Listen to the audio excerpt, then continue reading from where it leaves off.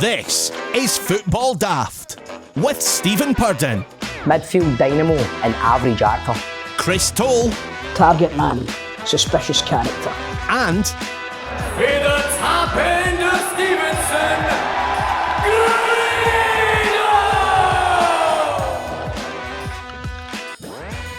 Right, welcome to Football Daft, the daftest Scottish football podcast around. My name's Stephen Purden, and let's welcome your starting lineup this week. First up, a man who this week made what looked like the best mozzarella cubes I've ever seen in my life. It's Chris Toal. Mate, that's a talent.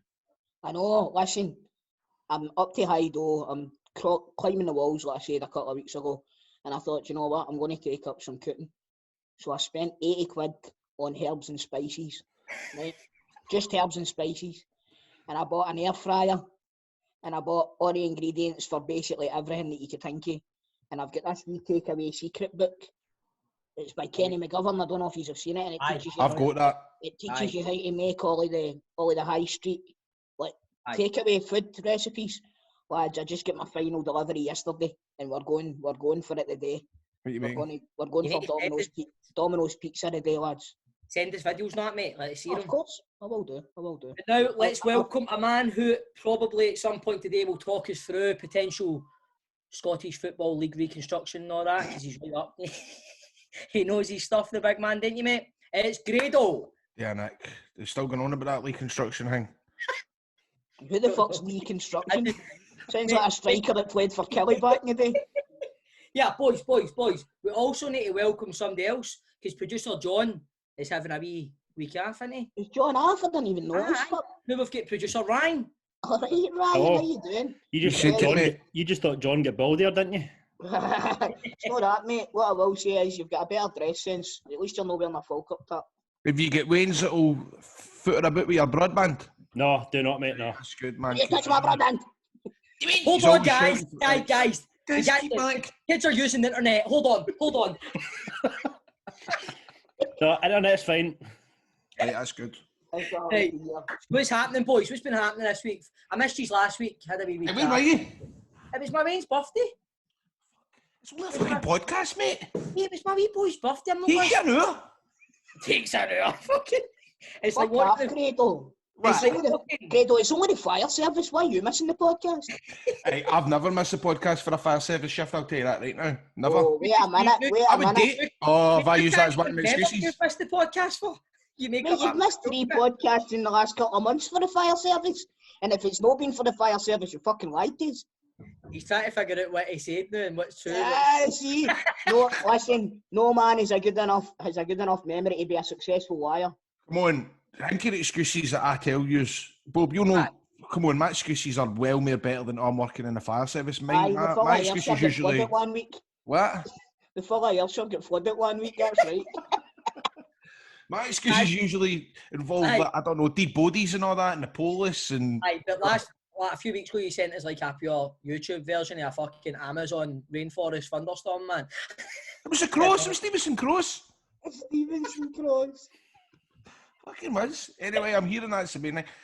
I'm just looking at it. It's getting. I know people talk about their lockdown weight and all that, but come on, man, how much have I ballooned?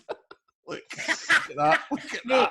You know what? Remember when you unballooned and you went off in, you didn't look right. I think you look better. I was worried for you.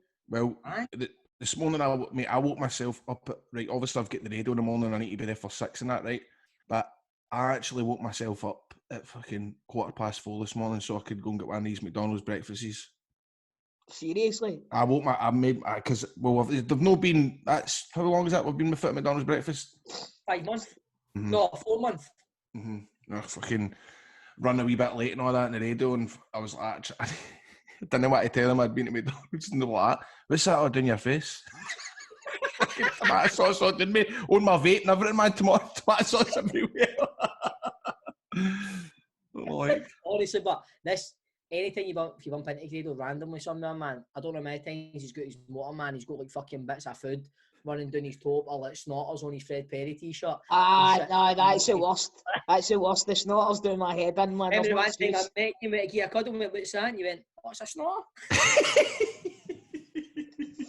Well, I've got a pile for my well, he's now my ex-brother-in-law, but that's what I used to do. I used to keep a wee, see like, all the clays, a wee kind of hand-me-down kind of tub Aye. full of clays, full of kebab stains and everything. I'd give that to him every couple of months because the amount of clays that I ruin all my clays with stains, fendings and all that. Pure hand-me-downs with fucking Rodney Trotters and kebab sauce. Rodney Trotters. Yeah, you still got a good few years out of that, mate. That's a belter. Oh, cheers, Grado, man. But he's no part of my family anymore, so I've got a big pile up there. Family just want it. It's got all sense. What's been happening in Scottish football this week, boys? What's been happening? Lapping a fixture list. Yous must be heavy pissed off. That computer, man. That computer's got pure beef with us, hasn't it? Aye, what doesn't he tell you is it's Peter Law's computer that they use. Mate, everybody and their fucking granny knows that. I've got to be honest with you, I hadn't seen any of the reaction for the online Rangers or Celtic fans or anything like that. And the second I looked at it, I went like, oh fucking hell, Rangers have got a bit of a start to the season. All your away games, all your hard away games are within the first few weeks. And it was like the last couple of years on us, and I feel as if we play Aberdeen away every. We usually get Hearts away, and that's a bit of a fucking pain in the arse at the start of the season. You know what absolutely shocked me, but man, they put the Old Firm back, man. I can't believe that. Listen, I think that's the only decision they could have came to. Right, obviously, I've been kind of busy all week and all that, right? But I take it as everybody bringing it up because later on that's when crowds can come in. Aye, but it's not that. The whole thing is it's meant to be a random algorithm, right? Now it's a guy in I can't mind what one of our guests it was last week at Teltis. Was it Scott Walker Teltis? He was good. His mate works in the department that does the fixtures, and it's actually a computer in Jacksonville.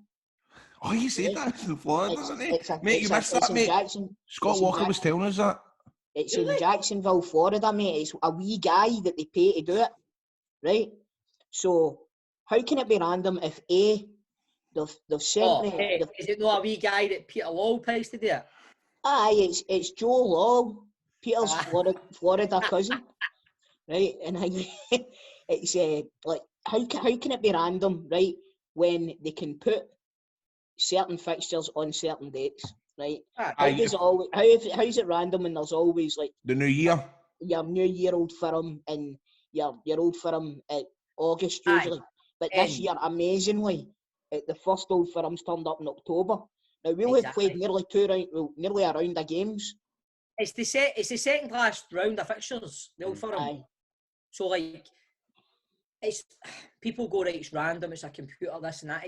I mean, everybody. Neil Lennon touched on it a few weeks ago, saying he would love for the Old Firm to be put back to later to October to give me a chance of fans coming, and then it magically does. When usually it's like September.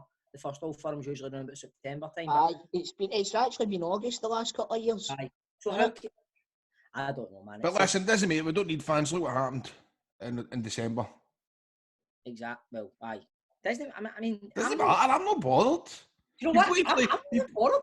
I'm not caring, man. Who cares? Fucking. See the fact that your voices are just getting higher and higher and higher. That kind of defeats that claim. What are you talking about? But my voice is fine. My voice is nice. The nerves going to a game, especially Pataudry first game of the season, man. That's a pure, you know, that's a, what would you say? That's a major kickstarter, isn't it? But Toal, what about Kemal Roof? You've seen a bit of this boy, haven't you? Used to play with Leeds. How is he playing? Well, he's at Anderlecht just now. I've not seen him since he moved to Anderlecht, but as you know, Leeds are my English team, and I'm going to be honest with you. I'm not going to slice it up or anything like that. I really don't want Rangers to sign this guy. Really? He's a fucking brilliant player. Seriously, he's a brilliant player. He was a top man at Leeds. I think Leeds get about 7 million for him off the Anderlecht. You know what I mean? And that's a Belgian team. Now there was English teams that were interested in the Premier League, and he would have went for a lot more than 7 million. But his contract was running out, so they took the money and ran. Unfortunately, but you rate highly. Very highly, mate. Very highly. And that's the God's honest truth. I would love Celtic to go for him, to be honest with you. Mm-hmm. And what about Up on the roof. Katic, boys? Bad injury for Katic. It's nasty. It's nasty. I don't. Was it 9 months? I think he'll be. You won't see him again to probably 10 in a row.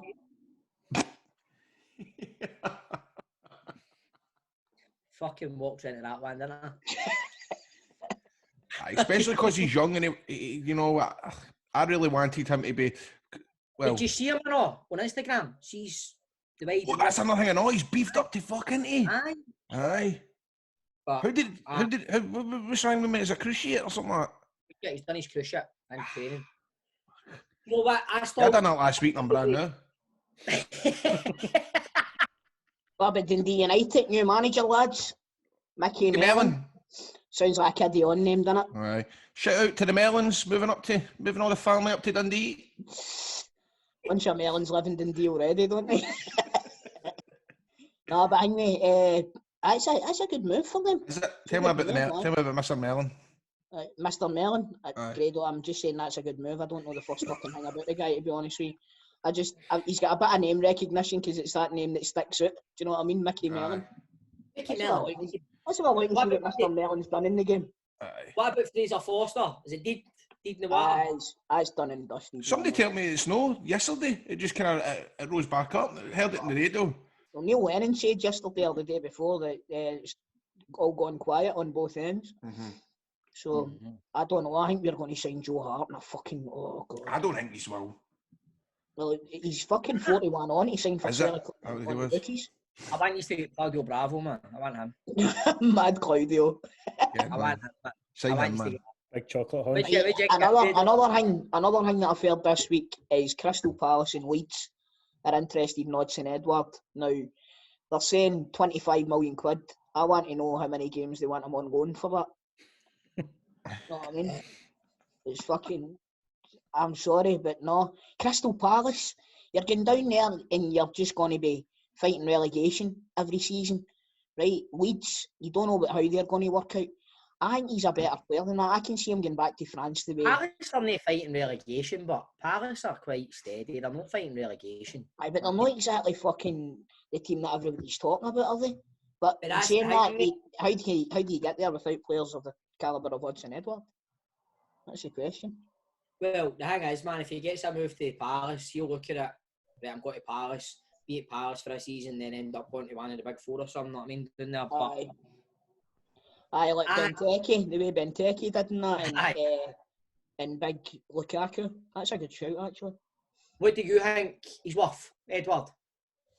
Edward, I'd say, when you're looking at players like Moussa Dembele and Kieran Tierney, who are now going on and kicking on. Well, Kieran Tierney's going on and kicking on now. The Arsenal fans are raving about him, and all of them are saying that 25 million was daylight robbery. That's the Arsenal fans actually saying that. Do you know what I mean? I think Odsonne Edouard's probably more naturally gifted and more of a flair player than Kieran Tierney, obviously. Maybe not as good as Tierney is in their own positions, but I think for a striker, like France under 21, proving at international level, under 21 level, I think you're probably looking between 35 and 40 million, if I'm being honest. But do you know what I think you need to take into account now, mate? What? These transfer fees, man, after this whole pandemic. Aye. Money's going to be getting spent the way it's been getting spent, mate. You need to, that I've said for years, man, the way they spend money down in England, that's going to burst. That's just going to explode one year. And see something like this happening, that's going to fuck a lot of that up. That's the thing, man. I mean, how many people have cancelled their BT Sports? How many people have cancelled their Sky Sports? I'm just about to cancel my... See, after this today, I'm cancelling my Sky. That's it. You look at that, and then you look at the money that Sky are handing out to the Premier League and BT are handing out to the Premier League, right? And if they've not got their subscribers coming in, where is that money going to come from? So see, the next time when it's the turn to... It's time to renegotiate deals. There's going to be all sorts of caveats put in place. And the team's only going to be able to spend the money, like you said, Stevie. Because, do you know, see, Bournemouth could play behind closed doors all the time and it wouldn't make a difference to them. Right? Which you're taking the fans right out the game. You know, like they see ticket money, that's negligible to Bournemouth because of the amount of money that they've got coming in for TV. See if that stops, the amount of teams that you'll see going to the fucking wall in England is unbelievable. Man. You're good at that, Toal. You're good at that, mate. Good at what? She's just talking away and going and talking about money and football and all that, and you're actually quite. I like that. You're quite good at that. Well, thanks very much, mate. Could you imagine me ever coming up with something saying something like No, that? Could you? no. That's my banking background, mate. Don't Is tell it? Is it anybody. really? Is it really? So anyway, lads, moving What did you do in the on. bank? What did you do in the bank? I can't tell you, mate. I'm not allowed to talk about it. Seriously? Aye. Right, let's get to Shite bag. probably one of my favourite bits in the show, man. The man who's got more scoops than an ice cream parlour. Wait a minute, Bob. You forgot the other news. What? Greenock Morton are to announce that they're on course to be a community-owned club by summer 2020. Well, listen, that's actually funny that you've led into that. The rumour that I've got is about Greenock Morton. Right. So it is. Aye. Right, so let's go to Chris Toal's Sure. rumour mill. Thanks very much, lads. This is Chris Toal's rumour mill. Right. I've got some news for the Greenock Morton and Ayr United fans. Now, they're saying that the Greenock Morton have announced that they're going to be a community-owned club by next summer, 2021. I've got it in good authority that the Ayr United chairman has been slowly buying up the shares of Greenock Morton.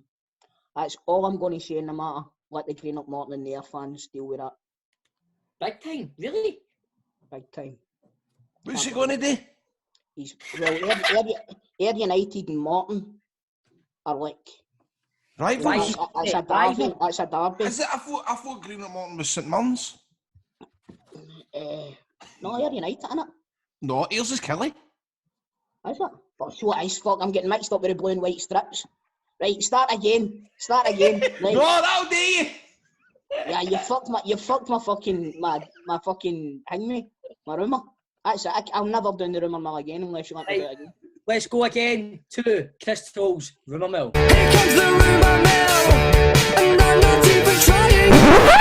Welcome to the rumour mill, troops. Right, now, funny that you were talking about Greenock Morton there, Grado, because I've got it in decent authority, right, that the St Mirren chairman has been secretly buying up all the shares so that it's not going to be a community-owned and led club. It's going to be owned by their rivals. Now, that's all I'm going to say on the matter. That's quite a big scoop, mate. That's quite a big scoop.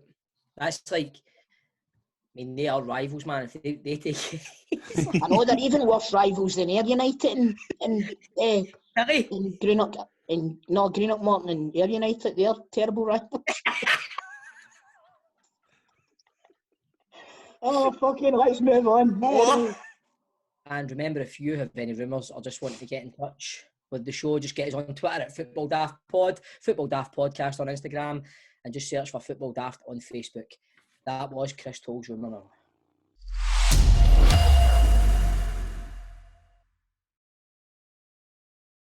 There we go.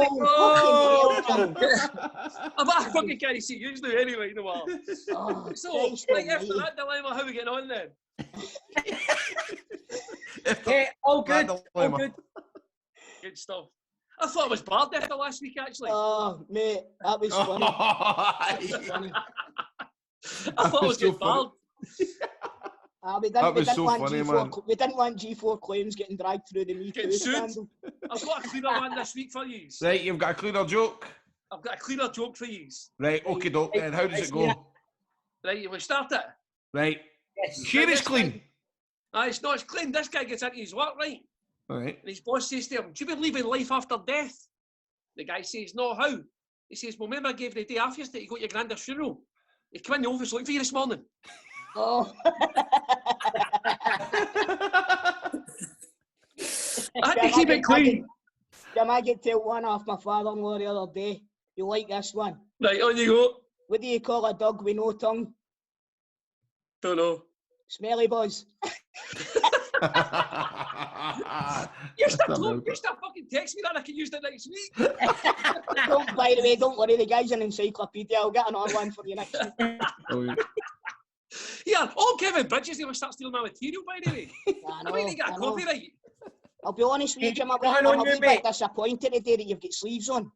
I like to change it now and again.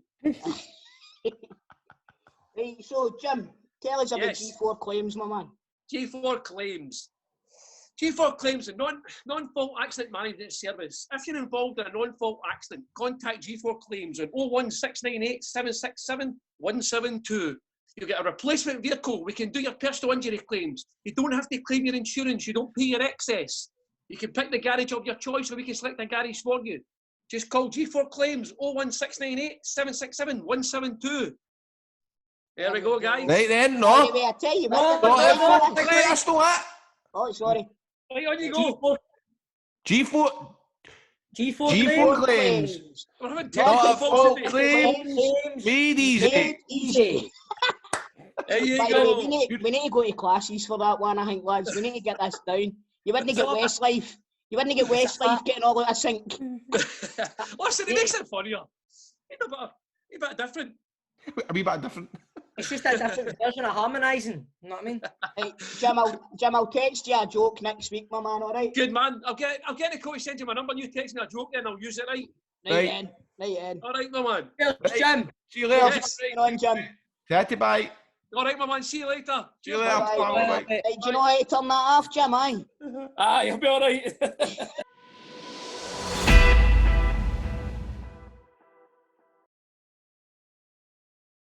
Right, so lads, remember that one season wonder that scored 20 goals and then just disappeared, or Marco Negri, as you like to call him?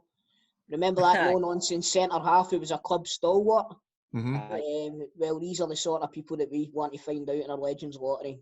Each week, one A team is tasked with finding a former legend of the game and getting them on the show, and then it's up to you, the listener and the viewer, to rate how good out of 5 stars the guest was. Top of the leaderboard just now is Stephen on 11.9 after a 4.6, I think it was, for Derek Lyle 2 weeks ago. A high score. I'm second So far. on 9.2. And after booking St Mirren and Dunfermline hero Scott Walker last week, it's time for Grado to get his arse off of the big 0. Come on. But what score did Scott get? Ryan, can you inform us, please? The average score was 3.7. Oh, Is that good? that's a good one. Bad. 'That's a 3.7. good good, score. There you go. Aye, he was a good Aye, guest, right yeah. enough, I've got to admit. But I do us a favour, but see the next time it comes to your tongue, Grado, go and get the guy yourself, man. I heard rumours last week during the show that you and producer John are fucking ganging up and told. I mean, that's Listen, like, I've got a fire brigade.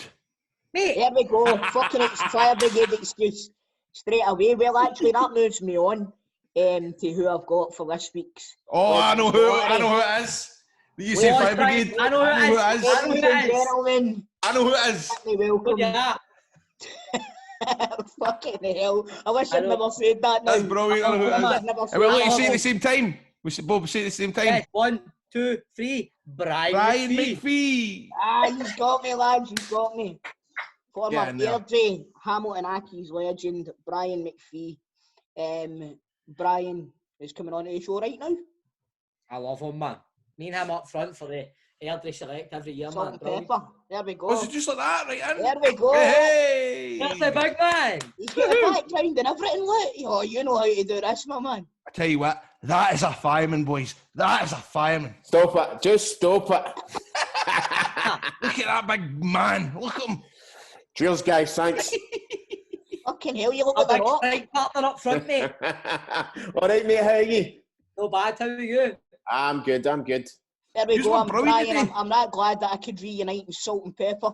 Yeah, that's a coffee and cream. Get it right. Coffee and cream, lad. Stevie, you tell me it was Salt and Pepper. Salt pepper, mate. Brilliant. Yous were good that day, weren't yous? Aye. Well, we done all right. Aye, we did, man. We done no bad, mate. Terrorised the defence, mate. Terrorised the defence. To be fair, Stephen, you fucking rattled in a few goals. A few. He did. Aye. Mate, you're the one that does all the work and I just tap them in the goals, mate. Yeah. That's how we roll. That's what happens. Exactly, There we mate. go. Exactly. There we go. Brian, thanks very much for coming on the show, mate. You know Listen, what? look- See, after Stevie got Derek Lyle a couple of weeks ago, he got an absolute fucking stoter of a score. So I've decided I've got to bring out the big guns. How long have I been trying to get you on the show, mate? You have me. I listen. You've got me here now, so fucking stop blowing smoke up my arse and get on with it. Hey, so that's been Brian McPhee, ladies and gentlemen. Thanks very much, Brian. How's lockdown treating you, big man? What's been happening? You've been busy, obviously. Listen, we've been just working away. See, the thing is, it's been a lot quieter in work for the fact that people are in the house, so they're more, looking after they're not leaving ovens and all that sort of stuff on. But, So what you done there, biggin?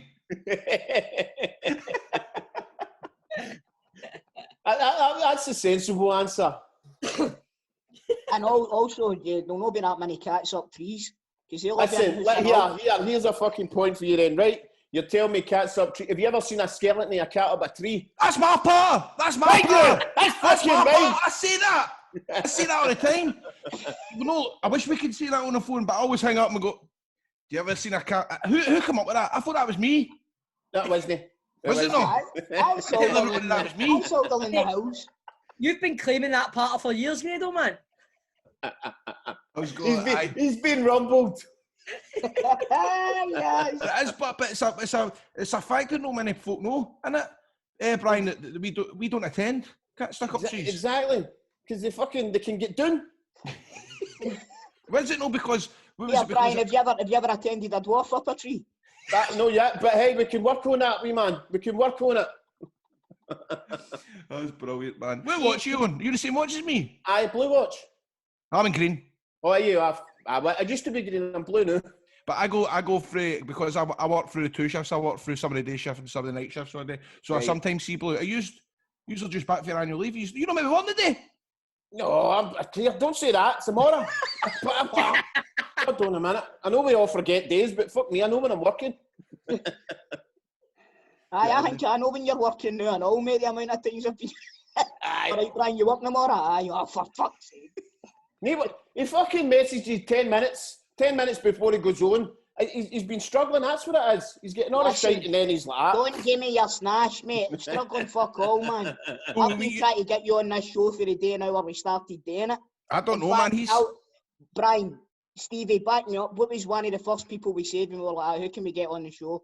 To be fair, your name has come up a good few times, big man. We've always thought about getting you on, man. I think Toal has tried, but... Aye, you better believe it. I think he nearly blocked me on fucking Facebook. I know, fucking Facebooks, but I had to sleep with a light on, you cunt. Wrap it. You're Toal, I don't know, man. I think always have got a wee kind of a last, what do you call it? A last resort.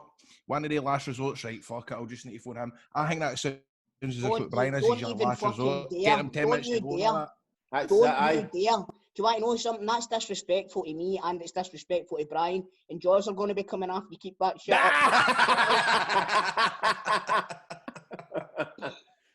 You know what? You know what? Grado's got a cheek but he says, I think we've all got a last resort we go to. He's getting a cunt then because John has to get his guests on every time it's your shot, man. Hey, drop it. Do you want to know what the problem is, Brian? Right? We were supposed to have Grado was supposed to be a guest for the other slot the day, right? And his guest says, do you know what? I'll come on. I'll do it. It's brilliant. I love the show. I'll do it. 5 o'clock yesterday. Sorry, Grado, can he do it? So he's been scouring social media trying to get a fucking replacement. And I'll tell you something. See, when his guest comes on, I'll be telling him that he's the last fucking resort. Fucking some randomer. Somebody's just added him on Facebook. Oh, you fancy doing something? You know what? Do you know who I followed yesterday? I followed Keith Lasley, Gavin Ray. Fuck. Who else did I? Fuck, you know who else mate, see if you can get Keith Lasley on the show, man. I'm going to butter him up. I'm a pure fancy. Fuck out him, man. Really? Aye. She always says he's a handsome man. And then my mother pal says that all the women in the crowd call him the housewife's favourite. Yeah. No, man, Brian's pretty handsome. Brian, who'd you play for these days anyway? Mate, I'm fucking retired. Oh, that was good. I liked that, by the way. That was good. Good. Actually, blowing smoke up his arse now. Exactly. Mate, I'm 50. I'm 50 in October. You're joking. Fucking stop it. But I'm off. Yeah, man. Brian, so listen, obviously the lockdown's put stopped any sort of travel. Every Aye. year, you go to Malawi, don't you? Is it Malawi you go with? Nah, see, you're fucked up already. That shows you Disney watch what I do. It's Kenya I go to. Kenya, sorry. Right, so you go to Kenya. I do apologise, and I do fucking pay attention to it anyway, you fucker. Fucking donated to it the last time you wild. Right. So that picture in the background that you've got there, for the people watching on, not watching on YouTube, Brian's got a background of himself with all the kids in Kenya. What is it you do when you go over there, mate? Listen, what happens is we go over it and we work with kids that live in the landfill sites. You know, these are kids that have got nothing. You know, they come to like a wee volunteer school and they live in worse than mud huts. The walls of their house are made of blankets. So they go down there and they're trying to give them an education, you know, just so that they can better themselves in life. And we go there, you know, we help them out in the school. We go up to the dump site where they actually live, and they actually do go through all the shite and everything for food.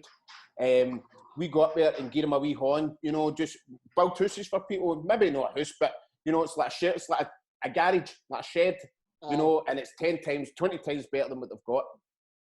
That's brilliant, man. Well, it's a great cause, and I know a lot of people that do it. It takes us, without trying to blow smoke up your arse again, mate, it does take a special sort of person to commit themselves to that sort of thing, and you do it religiously. So, you know, I doff my cap to you. Well done, man. How long do you go for at a time?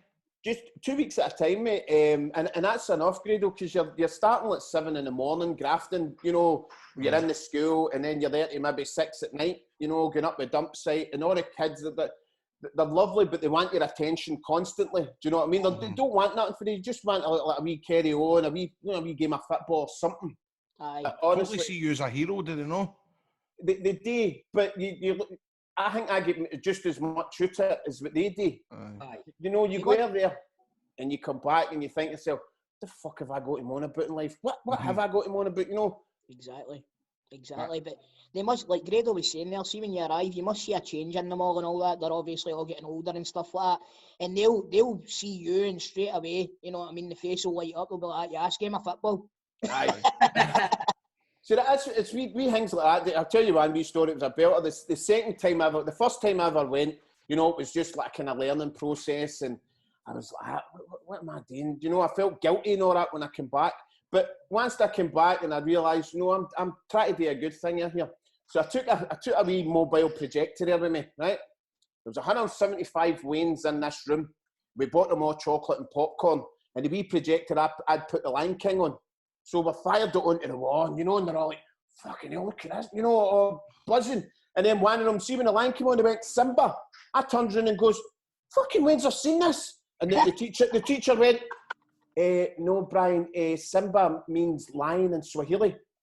And I was like, hey! There you go. You've done me. I've seen it. The Rangers have seen it.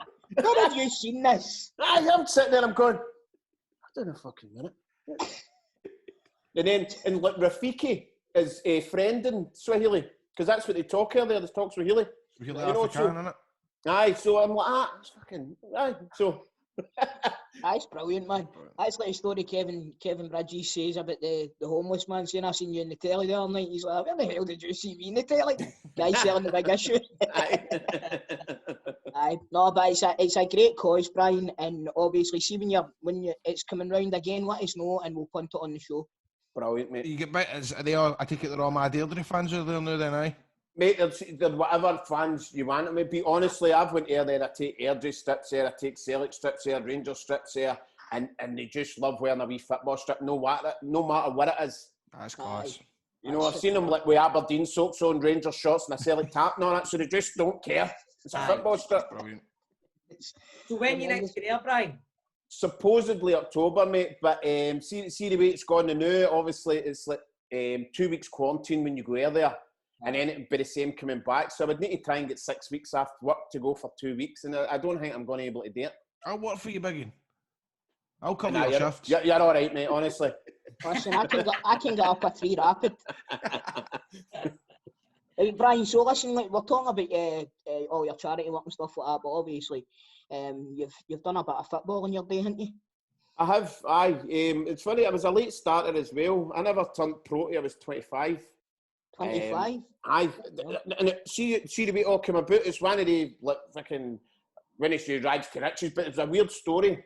I used to work in a pub in Boswell Hotel, Langside, and I was playing with a wee amateur team, and I was batting in maybe 4 or 5 goals a week, and genuinely I was, but I was just playing there because it was my pals. You know, we'd go to the pub, couple of pints, play the game, back to the pub for pints, done all right.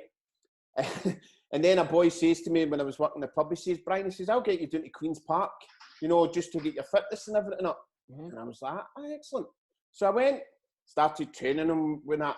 And then it was Eddie Hunter was the manager. And one night, kid you not, they were short of players. And he says to me, son, he says, can you step in tonight for us? We're short of players.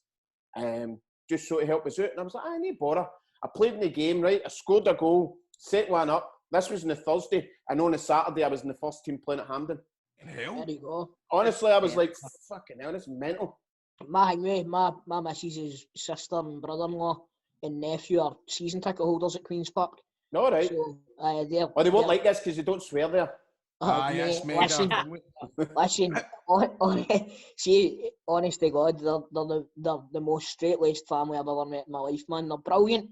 Do I know them? No, it's Sammy's sister and her brother-in-law and her wee nephew. Because you know who supports them or not? The Wilsons.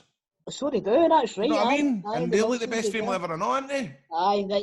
Honestly, you go there and like, now every other part's like, the referee's an arsehole, referee's a bastard. It's like, referee, your parenthood comes into question. So after Queen's Park, Brian, you moved on to Airdrie. That's where you really caught fire a bit, wasn't it, when you went to Airdrie at the beginning? Aye. Again, it was just like I'd done like 3 seasons at Queen's Park, and I was happy there because they got you a job and all that as well. Now you didn't get paid. You don't get paid, didn't you know? No, so they got us a job. I was working in the McAlpines in a factory in Hillington, but it was brilliant. Anytime you needed that for football and all that during the week, you got it. You know what I mean? So it was no hassle. But then Airdrie came and started watching a couple of games, and Alec McDonald was like, I want to sign that boy. So I ended up at first, you know, I'm sitting in, I'm in the dressing room, and the gaffer at Queen's Park comes in, and he's like, hey, Brian, somebody wants to speak to you. And I was like, who is it? And he says, oh, it's the Airdrie manager, Alec McDonald. And I'm like, Alec McDonald that played with Rangers? And he's like, I went, fuck, so he does. I was like, you know, I went away out to the phone, I'm waiting for somebody to go, yeah, fucking dick, get out, you put the phone down. But it didn't come, you know, and he's like, oh, listen, son, we've came to see a couple of games and everything. We'd really like to sign you. And that was it. I went away. My manager came ways, and I just signed a 2-year deal. Amazing. That's brilliant that your manager went with you, man. That you know, that shows you the respect that he had for you as well, you know. Aye. And what you had done for Queen's Park. But when you went on to Airdrie, that first season, I think you missed out in promotion by the playoffs, is that right? That's right. Aye, we played Hibs in the playoffs. Mm-hmm. So basically it would have been, you know, gone for the first to Premiership in my first season as a pro, but it didn't happen. It didn't happen, but you smashed in a right few goals for Airdrie in your first appearance, your first stint at the club. Is there any truth to the fact that you nearly signed for a Greek team and a Dutch team? I'll tell you what happened there. That was after my second season at Livingston. I went to I just finished my second contract with Livingston, and my agent at the time was Ian Redford, the old Rangers player, who sadly took his own life. He was my agent, and he says, listen, Skoda Zanti want you. And I'm like, who? He's like, Skoda Zanti in Greece. He's like, he says, they actually play in the same league as Panathinaikos in AEK Athens. I was like, fucking hell, man. Wow. So I goes away, yeah. Boys like that, comes to meet me at the airport, and I'm like, Mr. McPhee, please, you could come in all right. We'll take you to your hotel. We're not training for 2 days. So I'm like, right, no bother. So I'm away to the hotel. Nobody speaks any English at this. I'm like, fuck. So I'm sitting in my room, and I was like, next morning I get up by that, you know, the flip-flops on, the towel and the shorts. Like, right, here we go, fucking, we'll see what this place is all about. I was like, I walked up to the receptionist. I went, good morning. She went, good morning. I says, can you tell me where the beach is? And she went, 40 mile that way. Fucking just sank. I'm like, oh no. So I went back to my room and I sat there like, a couple of days. And then obviously they came and took me to the training ground. I was training all that with them. And then we went to play in a game. Fuck me. War-torn boards near the stadiums in. I'm like, looking about. They'd actually cages up with the spikes and all that on the top of them. I'm like, I'm a scheme boy for the Garngad, but I don't think this is for me. For the Garngad, Brian? Aye. I used to own a pub on Royston Road. What, the Big Glen? The Big Glen, aye. I used to own that, mate. That's me, Melville owns it now. Aye, it's called the Garngad now, isn't it? That's right, aye. That's right. Aye, I lived up there for 20 years. Aye, some place in it, man. I loved it. And here, by the way, even though we're on this, I wasn't even a Celtic fan. There you go. Aye, well, there you go. Do you know Been a what? supporter for the Garngad, what can I say? I know, but do you know what? See, if you're a sound cunt, you don't get any hassle. Exactly. I loved it, honestly. Every Saturday morning playing five-a-sides with down at Toonhead at pitch with a five-a-side league. It was always between my team, me and my mates, all Rangers fans, against the Garngad Scousers. Honestly, God, man. They'd kick fuck out us every week, man. I'm not joking. They would, aye. And have the cheek to come and shake your horn after it. That's exactly what it's like. Kick fuck out you then after a good game, mate. Good game, actually. Sorry, mate, I interrupted your story here with the Garngad. It's what happened with Holland then. Well, what had happened was once I says to my agent, I says, listen, I'm not going there. I don't fancy that at all, because I had kids at that time, and my kids were dead young, so they would have had to stay in Athens, and I was like away up in the north of Greece and travelling. I was like, I'm not doing it. So on my way, just got to the airport, and my agent phoned me and says, listen, Den Haag are wanting you. And I was like, right, okay. I says, when do they want me to go and, see them? He's like, right now. And I was like, I've got tickets to come. He says, no. He says, I'll cancel them now, and Den Haag will pay for your flights to now to take you to Holland. I was like, ain't bother. So again, I jumped on a flight away to Holland and enjoyed it. It was fantastic, nice pitch and all that as well. Everything about it was good. But then just before we were going to discuss contracts, I'd come home, the manager got the sack. Bump, done. Oh, fuck, nightmare. Aye. You would have done it then, aye? You'd have went there. I would have probably went there, Stephen. But what had happened after that, I came back. Here's another wee bit that I don't really say about it. I came back and I signed another 2-year deal with Livingston. But the following day, Billy McNeil phoned me up and wanted me to sign for Hibs, who were in the Premiership at the time. But it didn't happen. I was like, I've just signed a new contract. Fuck's sake. But, see, the thing is, it's that way. I enjoyed the football. Where I was playing the third division, the first division, or what, it was fun. Do you know what I mean? I had the privilege of getting paid for something that everyone is, well, not everybody, but 90% of the population of Scotland love playing and love talking about. That's it, mate. That's it. But listen, Brian, you're one of the very few black players that have come through for Scotland. In recent times, obviously, there's been a lot of spotlight shone on the racism in Scottish football and English football as well. Unfortunately, back in the day, somebody actually ended up in the clink, if I'm not wrong, for there was some racist abuse. What do you think? Is it changed recently? Do you think we've came forward any? I think we have. See, this is like a kind of. It's not. I wouldn't say it's a touchy subject, with me, but I've got quite strong views on it, right? Here's what I think, right, and probably a lot of people shoot me down for it. But see when I'm on the park playing, right, and somebody shouts something, I don't give a flying fuck, right? I'm like, I must be doing something to annoy them. But I used to say, well, see if you're out there 90 minutes, you can shout what you want, who cares? Sticks and stones in my book, right? But once you're outside that stadium, wrap it. You're not allowed. But then you've got to consider that there's kids at the games. So you can't really say that. The fact that we're taking steps to eradicate it at the root, I think is fantastic, man. We are, and I think, as you just say, get to the root of the problem. It's education for a lot of people as well.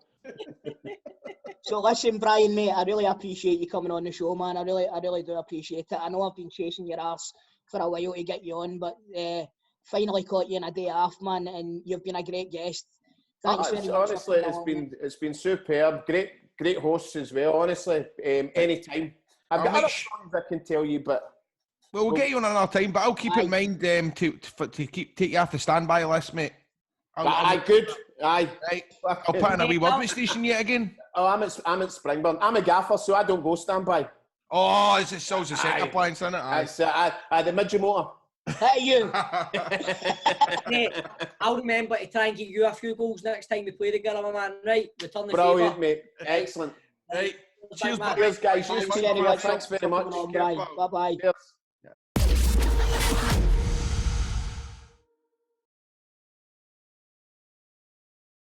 That's a nice jersey you're wearing there, Stevie. Aye. You've been getting a lot of these retro tips, haven't you? Aye. A lot, mate. I've got another 6 on the way. Brilliant. I've ordered 3 as well. Aye. I've got a few waiting in the wings as well, man. And honest to God, I can't wait to get them. I'm loving them. I must admit, Stevie, where did you get that one for? This one's for 3 Retro. 3retro.com, troops. That's the place to go for your retro taps. But they've got a huge range of officially licensed retro football shirts and jackets for club and country from the 50s to the noughties. You can get Rangers, Celtic, Scotland, as well as loads of English, Italian, German and Spanish teams. And if you're watching the YouTube version, you'll be able to see this AC Milan tap. Troops, you like it?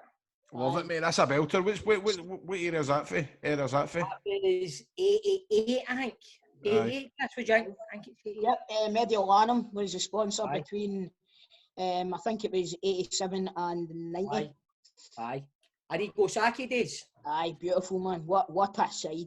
What a side that was, man. Van Basten, Hullet, Rijkaard, Maldini, Baresi, Some say Cassotti. it's one of the best club sides ever. Ever, man. That's what they say, man. Like, I'll take that AC Milan club, that AC Milan team over any team that I've seen since I've been a football fan. Me too, man. Easy. 3 Retro offer worldwide delivery, and in the UK it's free on orders over £50. You can get top starting at just £25, so they're great value. So if you want to get involved, we have the links up on our social channels at Football Daft Pod on Twitter and just Football Daft on Facebook. You can get them at 3, that's the number 3, retro, all one word.com. But please show your support for the podcast by ordering through the link. You will find us on our socials. So get kitted out for the new season and have your mates asking, where did you get that? With 3retro.com.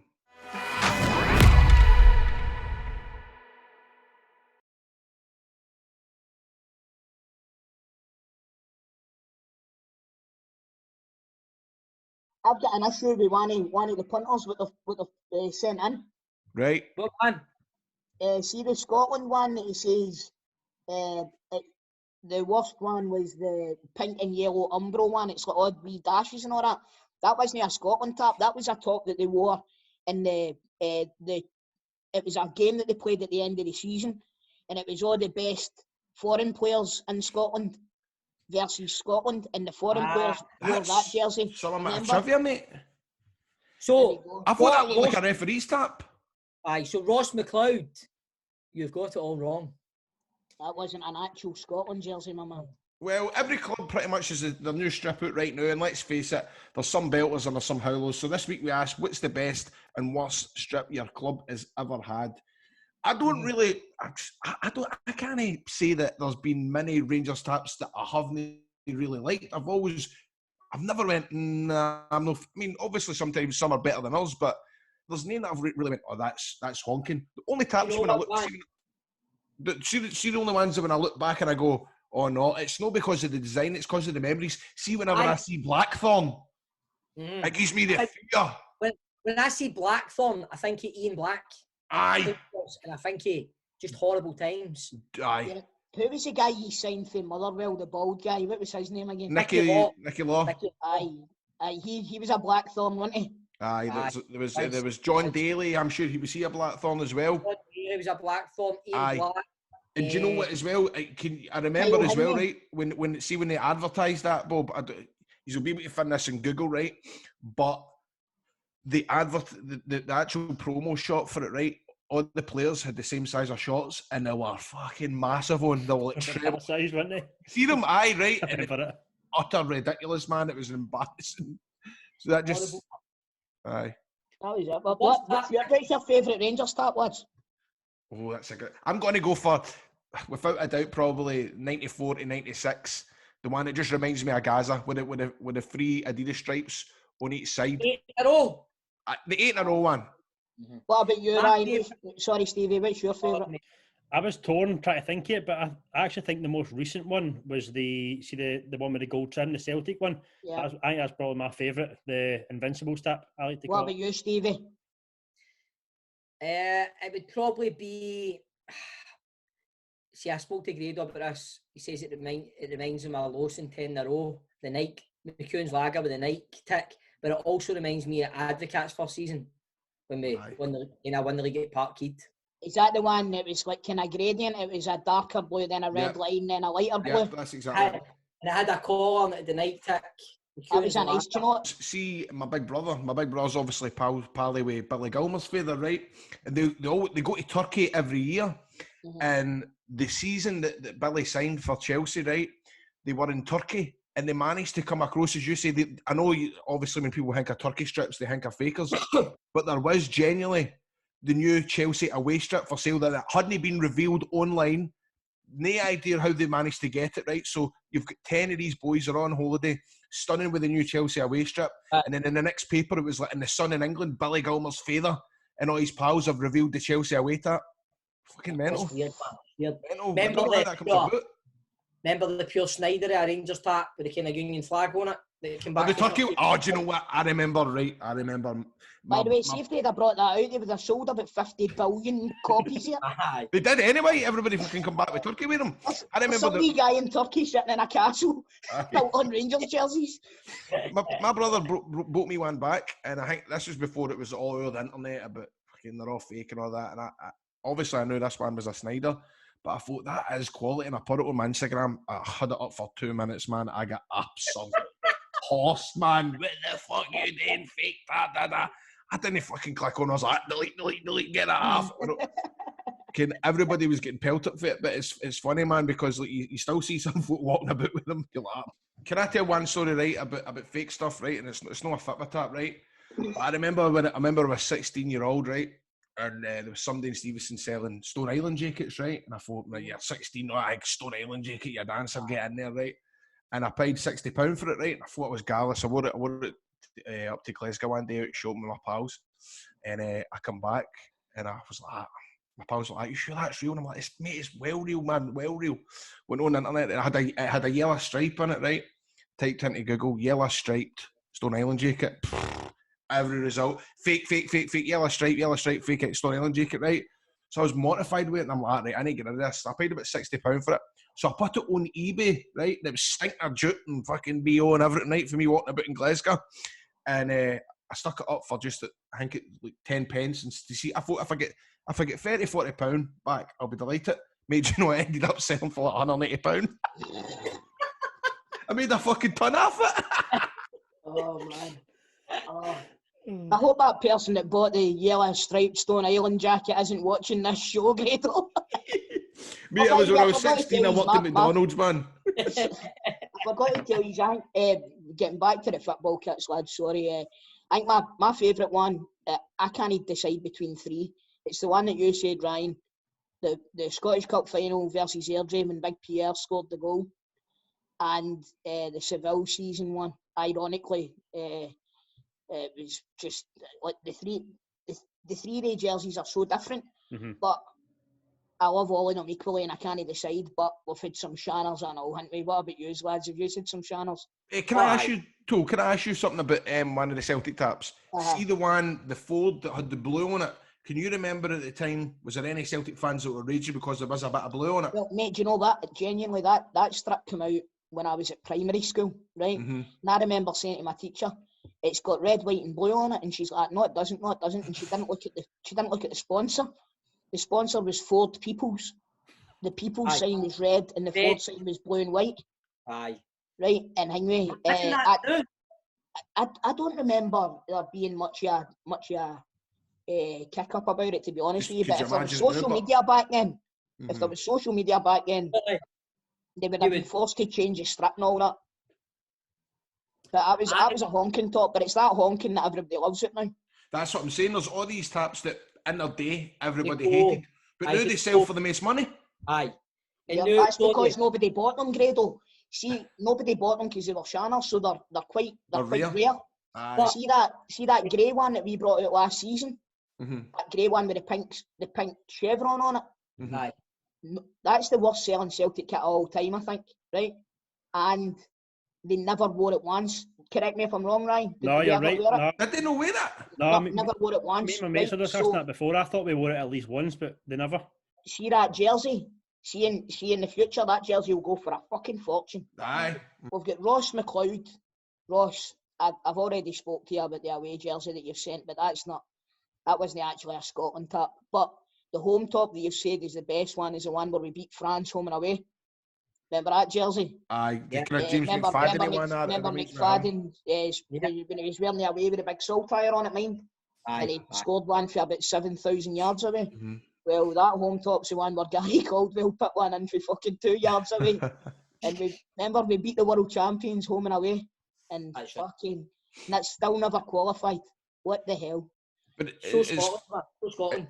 It's funny, but like you say, sometimes I'll say a tapping when I'm describing it. I'll say a player that it just totally reminds you, doesn't it? Like you say, like that a Diodora one for me, that reminds me of James McFadden. Rob Wheels sent in the yellow Scotland tap for, what would that be, about night? Was that for the World Cup? That was France 98. Aye. Which it's Craig Burley scored in that jersey. Craig Burley celebrating with no teeth.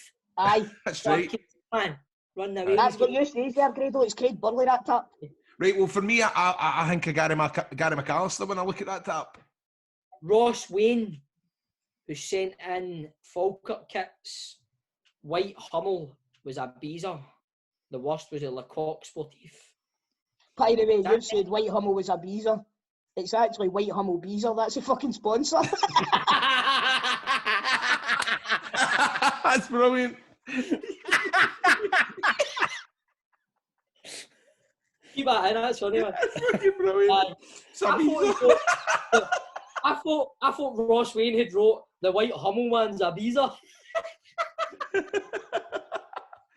Oh, that's brilliant. We've got Ewan McIntosh that's sent in a couple of Partick Thistle jerseys. The best one, 1979 to 1983 Umbro home kit. The worst one, split TFG kit. That wasn't very Partick Thistle, that one, wasn't it, no? I remember they brought out a Partick Thistle brought out a pink tap one year because my mate Ricky played for him, and he could get as many Partick taps as you wanted. And I swear, one holiday, every one of us was decked out in Partick Thistle gear that full holiday. The home strip, the away strip, the goalie strip, the fucking training taps, the full lot, and one of them was a pink. Stevie, you'll not have heard that story, but I heard it last week. Did I tell that last week? Mate, I thought I maybe said it on the radio. I'm getting fucking muddled up. Or Wrestling Daft, no?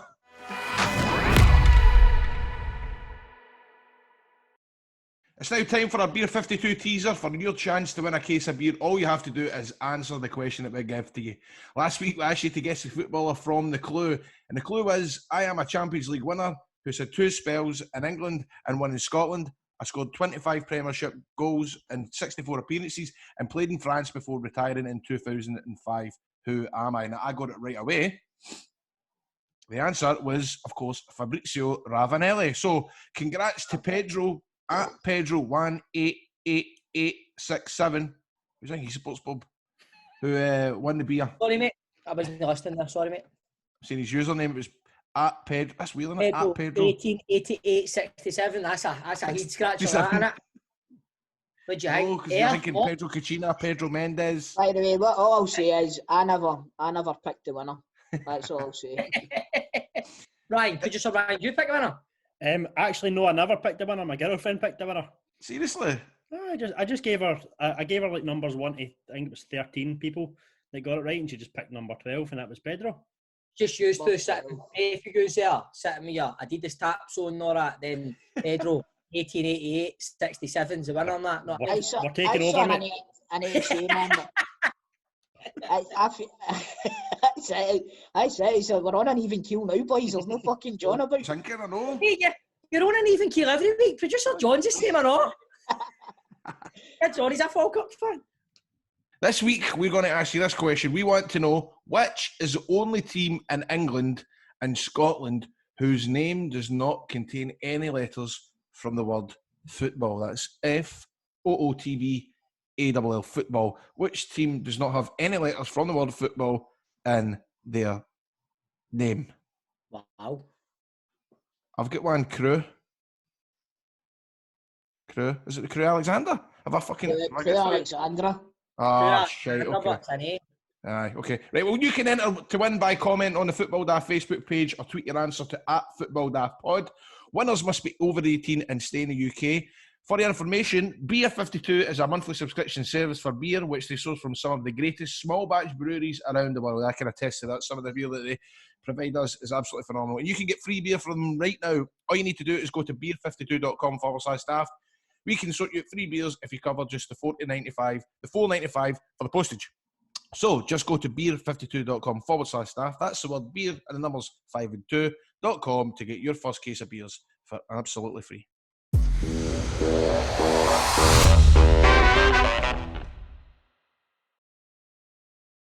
Right, please welcome to the show the Trinidadian legend, football player, big centre half, one of the best players. In fact, hold on, what did I say? I've got a fucking intro. Hold on.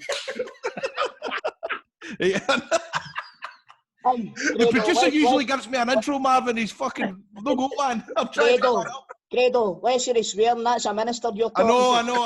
I'm sorry. Right, what did I say? Right, please welcome to the show. He is all the way from Trinidad and Tobago, played as a centre half. He played with Livingston, Rangers, Raith Rovers. You played for a team called Motown as well, didn't you? Yeah. Right.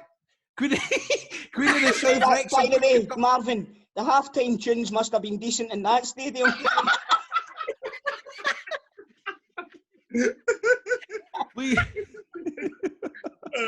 Please welcome the star of the show all the way from... Which church are you in? Which church are you in these days? Zion Praise Center, Kokori. Please welcome from the Zion... What is it? Zion Praise Center. The Zion, please welcome all the way from the Zion Praise Centre, star of Keep Believing, #Keep Believing, Marvin Andrews. Marvin, how you doing? I'm very well, my man, very well. Sorry, mate. That was probably the worst intro that I've ever done, man. That was absolutely terrible. I'm mortified, actually. No wonder you're laughing, Marvin. Why are you mortified? You do this all the time. I know, but he usually writes intros and I've had to make it up. He's had to make his own one up. Oh, see. Give it to Grado, man. The worst one to get to. No, I've got I can't believe in the intro you didn't mention Helicopter Sunday, man. I know. That was for me. That was for my benefit, Marvin. Like in the intro, it should have been like Raith Rovers, Livingston, but most notably well known for the Helicopter Sunday Keep Believing hero Marvin Andrews. Exactly. I would have went for this one. Ladies and gentlemen, please welcome to the show Raith Rovers, Livingston Rangers, Raith Rovers, Hamilton Academical, Queen of the South, Wrexham, Kirkintilloch, Rob Roy, Albion Rovers, Forfar Athletic, Elgin City, Montrose, and Clyde Superstar, Marvin Andrews! Whoa! Marvin. I tell you, that's a hell of a lineup of clubs you've got there, Marvin, is it not? They're clubs in Tiger Woods. Wait, you're the only guest we've had on that's had 3 intros. Really? Yes. I do So Marvin, apologise, tell me mate. about your time at Albion Rovers.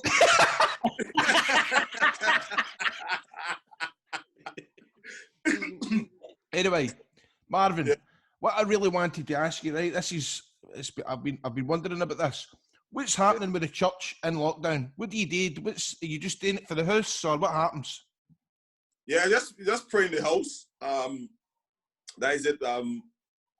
Christianity obviously is, you don't have to go to church. The Bible says you need to go to church for fellowship, obviously with people, but it's more a personal thing than anything else. So it's more, as I said, I pray every day and talk to God every day. So it's more a personal thing than a group thing. I think going to church is more about the fellowship with one another, coming together and praising God together as a family or as a group of people. But Christianity and believing in God is more a personal thing than a group thing. I get that, but what about the singing element? How do you? I mean, obviously we all know you're some chanter, Marvin. But I take it you must be missing that, singing with the groups and the gospel and stuff like that, the choir. Yeah, you miss the singing, and as I said earlier, It's all about, you know, the interaction with other people and singing and, you know, meeting your fellow brothers and sisters in Christ, in God. And as I said, the singing and, you know, it makes it excitement and it's a good feeling, as I say, when you come together. So, Marvin, is really sorry, I'm completely ignorant to this, right? I do apologise, but is your church like one of the ones that you see in the movies?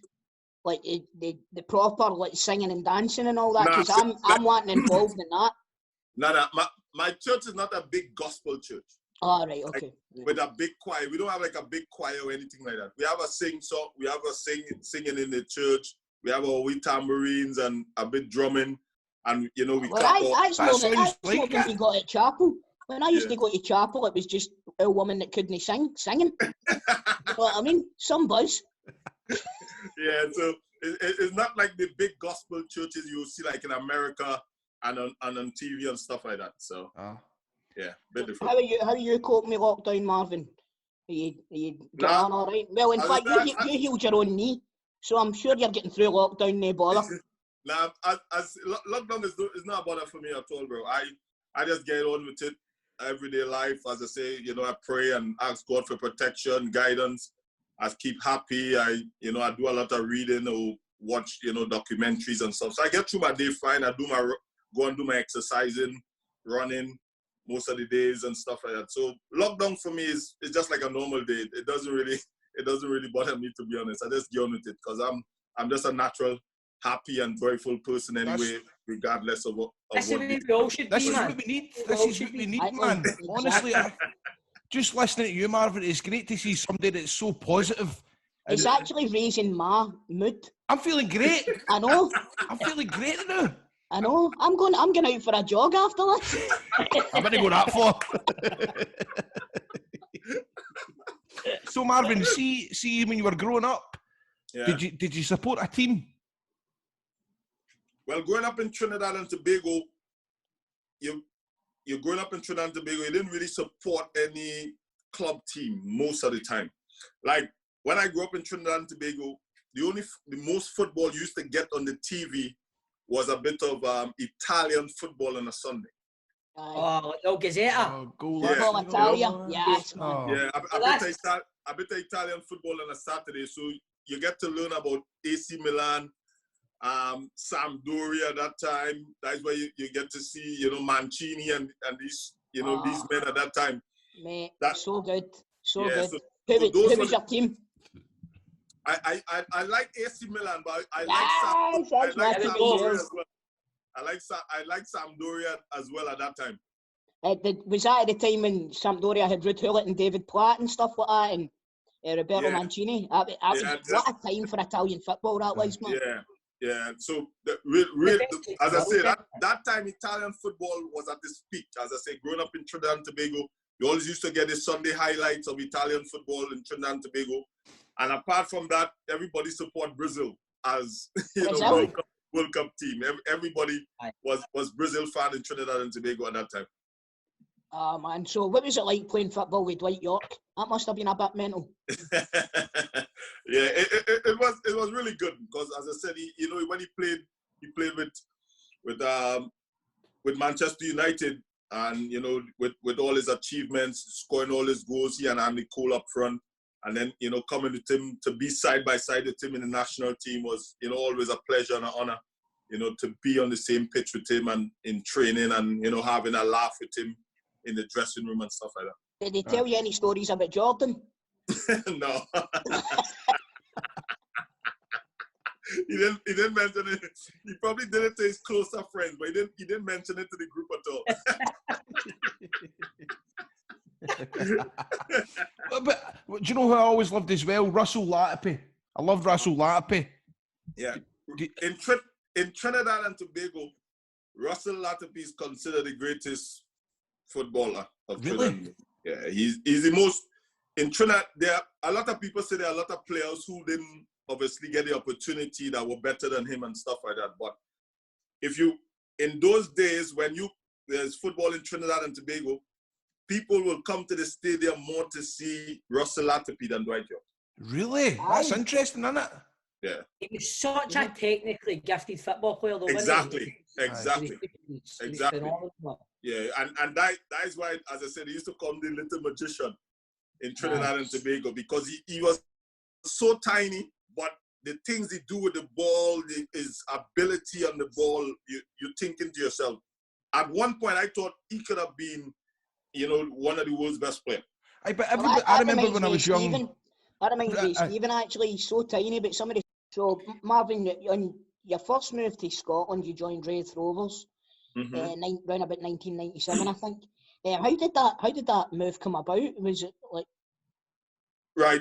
Well, what originally happened is that I came over in, I think it's August, September time into Scotland. But I'd flew into Glasgow.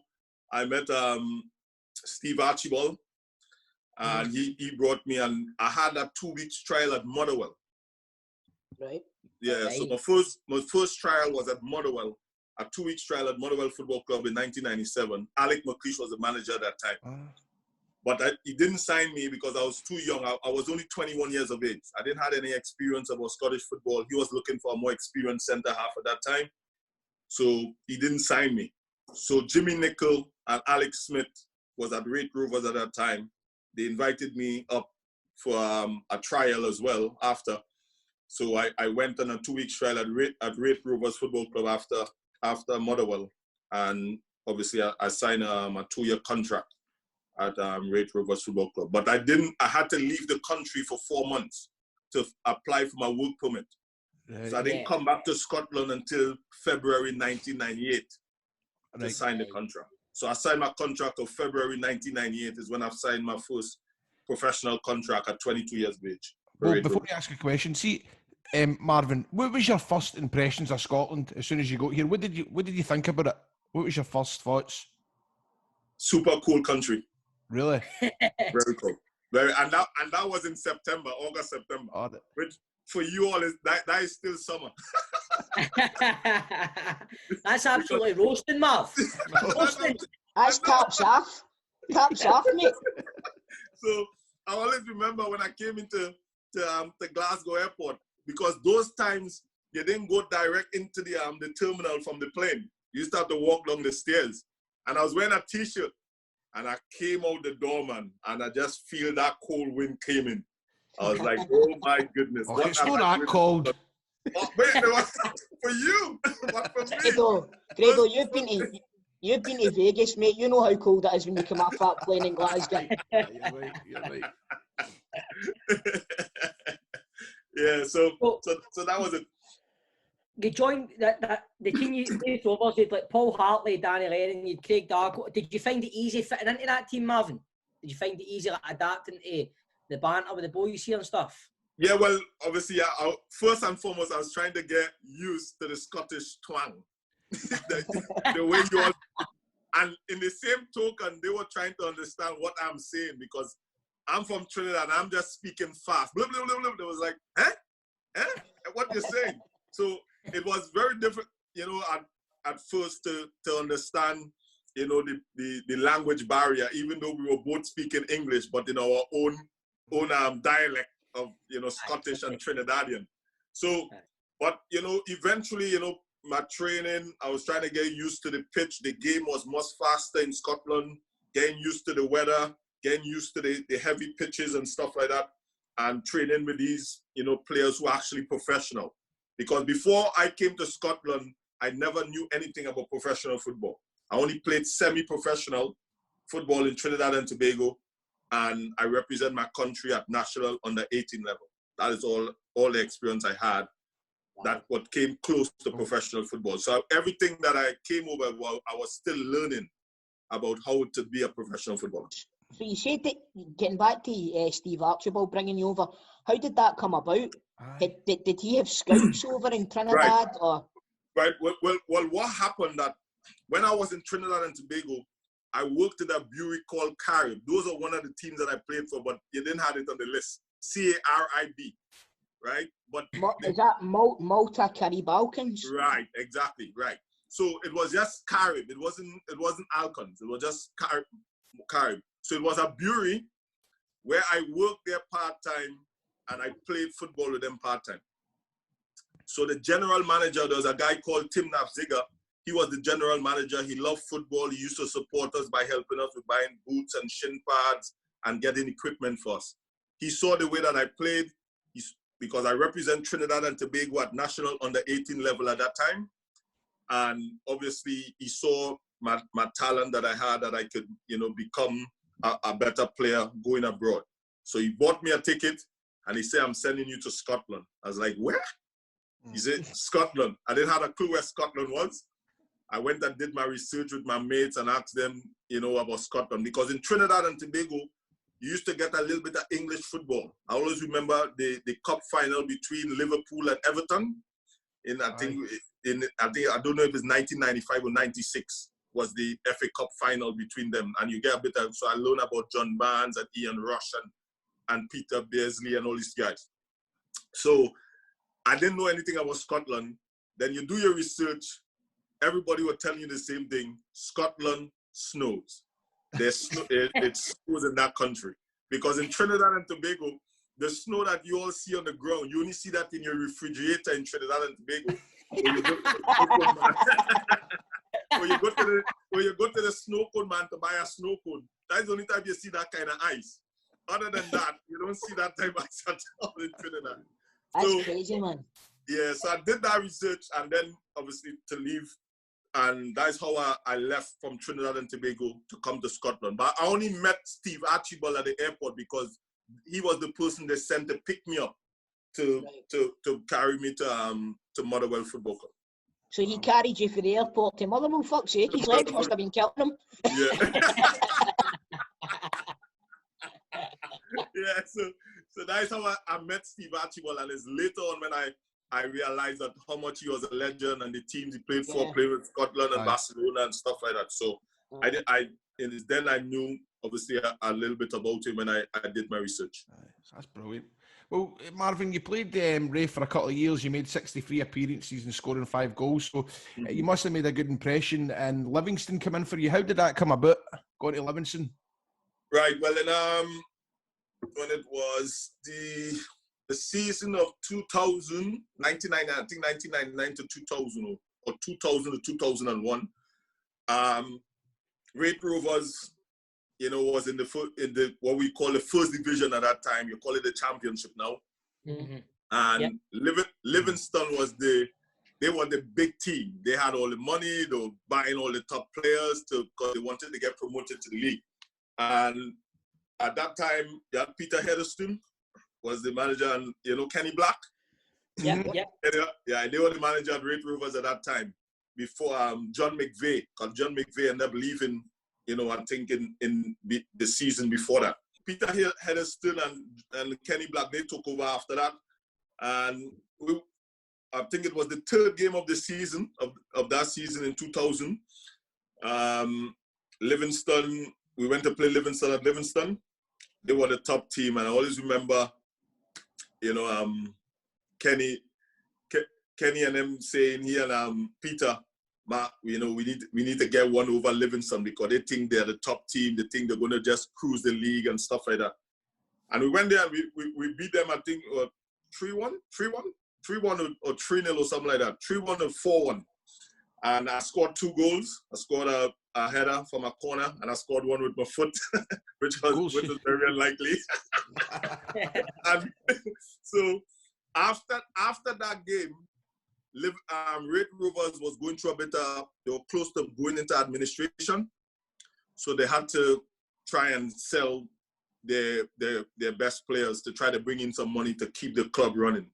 So they sold me, Stevie Tosh and Alec Burns to Livingston on a deal. I don't know how much they paid for us, but they made a deal with Livingston after that game for me, myself, Stevie Tosh and Alec Burns, and that is how I went to Livingston in I think it's August or September 2000.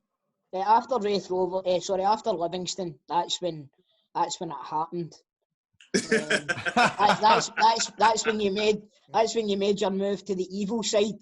I can't believe you're a good God-fearing man and you signed for Rangers, for God's sake, Marvin. But that is why what is it? Is Psalm 95 or Psalm 96? I Well, think he's it's our 96. God and we are the people. And that's There you go, you rascal. That's what the Bible says, no? But does it not say? Hear that, Toal? But does it not say in Philippians 25:12, "Thou shalt not sign for Rangers"? Let's talk about Rangers, man. That's what I want to get to. You need to send me that Bible that you're reading. I'll send it over to you. Send me a copy of that Philippians. I found it in a Garngard hotel. So Marvin, Yeah. how did it feel signing for the most successful football club in the world? Well, when I signed for Rangers, I was just happy. You understand? Because when I first came to Scotland, all you heard, when I was in Glasgow, I was at Motherwell, all you hear is about Rangers and Celtic, the battle and stuff like that. I never knew that time it was one of the greatest rivalry in the world. I didn't know Rangers were the most successful team in the world at that time, because when somebody would have asked me, who's the most successful team in the world, you're thinking a Barcelona or AC Milan or Inter Milan, or these type of clubs were Manchester United, not knowing it was the famous Glasgow Rangers. So when I actually signed for Rangers, I was really over the moon, really happy, because I'm going to play for one of the biggest clubs in the country and also in the world. So it was a really great feeling for me. I was very nervous at the same time, because you're playing for a club where losing or drawing a game is not acceptable. It's all about win, win, win, and win. I came from clubs where you can draw a game here or there, or you can lose a game here or there, and it's not a big deal. The manager mightn't be happy, but you take the rub of the green. To a club where you must win every game regardless, once you put on that shirt. So at the same time, I was happy, I was excited, but I was very nervous, going into such a big establishment. Aye, because if you go to, even like going through where you played, then playing at Ibrox, you'll know yourself, the Rangers fans are really, really hard to please. If after 20 minutes, 30 minutes, it's still 0-0, whatever, and you've not made many chances, they're right on your back. Yeah. You must know that. Yeah. Well, it is the thing that, and that is just the trait of the club. They have that demanding way about them, because that is what makes them the most successful club in the world. That's why they win all this championship, is because they have the attitude about winning. They know anything else. You understand? So that's why they try to be so hard on as you say, if they don't score after 8 minutes or 10 minutes in the first half, depends on the team that you're playing. They'll be really hard on the players to try to get them going. Marvin, was there any players in the dressing room that would pull you aside before, say, your first Old Firm game and try to tell you what the Rangers and Celtic rivalry was like and how important it was? Was there anybody there that was, was there any right Rangers men that spoke to you? Well, what I always remember when we first signed, if you talk to Alec Ray and other guys as well, when we signed that season, I think it was 5 or 6 new players came in, myself, Boomsong, Alec Ray, Nacho Novo, I think, was part of that. Peso, Big Dado as well. So, but when we first came into the club, they give us a booklet, but with also a DVD. Really? That's interesting. So that you can read and see the history of the club, what it means to play for the club. That's interesting. It's a shorter DVD now, isn't it, my man? Huh? It's a shorter DVD now, isn't it? Fuck off, Toal. Marvin, just ignore him.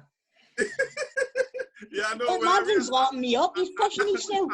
I realized that at the moment. I'm sitting there drinking his juice, what?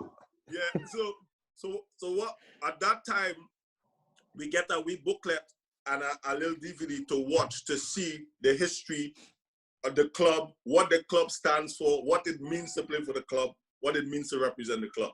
So we had a rough idea. But when it comes to the Old Firm game, obviously the manager just come and tell you, obviously it's one of the biggest games you will play when it comes to playing for this club. It's your biggest rivalry and, stuff like that. But we had a rough idea of it when we first came in by them giving us this little book and the DVD to watch the history of the club and to know what it means to play for Rangers Football Club. See, when you went to Rangers, did you ever dig Alex McLeish up for not signing you for Motherwell? No, I never, because when I look at it, I tell people it's probably part of God's plan. It wasn't that time for him to send, because when I look at it, I believe that Alex McLeish saw my ability, he saw my capability, but I still wasn't ready at that time. So I think that's why he allowed me to go on, learn the game a little more, become a little more experienced in the Scottish game especially. And I think that's why obviously he signed me, I think 7 years or 6 years and a half later, he signed me for Rangers, which is probably the best thing could have happened. So Marvin, let's get to it. Easter Road. 22nd of May 2005. Yes. Right, so you're getting into the game. What was it? Celtic 2 points ahead. Then they won at Motherwell, it's over. But you had this whole thing, it was like, keep believing. It was becoming like every Rangers fan was saying it to themselves. Do you know what I mean? Yeah. So just talk us through that day. Right. Well, to make it, obviously, because a lot of people just talk about Helicopter Sunday on the day that we won the league and stuff like that. But the build up to it was, is well documented with me doing my ACL. Your injury. That's right. So I did my ACL in February, I think February or March of that same year. Mm-hmm. So I think at that time we were 2 points clear. Celtic were 2 points clear ahead of us, or 1 point or something along that lines. I missed the League Cup final because of damage in my knee. Mm-hmm. And then I did a scan. They told me I've done my ACL. That's my season over. Because I was not supposed to be still playing in that season. Yeah, that's right. I remember that. From a doctor's perspective, I was supposed to have a surgery and being in my house on crutches or, getting recovery. I'm not supposed to be playing. Yeah. Still in that season. Understand? Did they not get you to sign a waiver, Marvin, or something like that because you didn't take surgery? As I said, I cut out what happened eventually, talking to McLeish and them, I told them that God will heal my knee because it came out into the papers. Because after I saw the doctor was preparing me to go in for surgery, preparing the days and stuff like that. I said, Doc, I'm not going to take a surgery. God is going to heal my knee. He almost crashed his car when I told him that. Because he's thinking to himself, Marv, this is your career here, man. This is not just a simple ankle injury or a wee sprain or a muscle injury. This is your career. If you get this wrong, your career can be finished. I said, don't worry, Doc. God will heal my knee. The next thing, obviously, it made the papers. I was in the papers every day. Marvin reject medical advice from Rangers doctors to say God will heal his knee. Everybody had their opinion. People who damaged the ACL came out in the papers. They showed me ex-players. They even brought Durant, Ian Durant picture when he damaged his knee at Aberdeen. All these ex-players whose careers was ended because of this same ACL. So I tell them, no, God will heal my knee. Then we had a big meeting at Murray Park. You had David Murray, all his staff, all the doctors, all the physios in the room, all of them on one side, and me and God, they're sitting on the other side. By the way, that's brilliant that you got him to come to the meeting, Marvin. So me and God showed up at the meeting, and they said to me, they said, Marv, we respect your faith, we respect your belief, your belief in God and stuff, but we need to do what is best for Rangers Football Club. So we just wanted to let you know that based on you rejecting our advice from the medical standpoint, we would like to, give you a disclaimer so that you sign, so that you take full responsibility if anything goes wrong with your knee from here on out.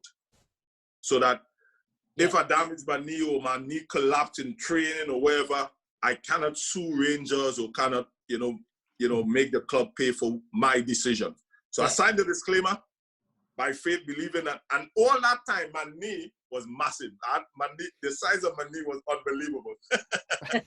But the faith that I had in God, I said, no problem. I will trust God that God will look after me. So I signed the disclaimer. I took full responsibility. If anything happened to me, it's my full responsibility. So a lot of people don't know, those times when I was playing for Rangers, I wasn't under insurance from Rangers Football Club. My insurance was God. And a lot of people didn't know that. So that is why when it came up to that thing, when we played Celtic beat us 2-1 at home. I think I was fault for one of the goals against that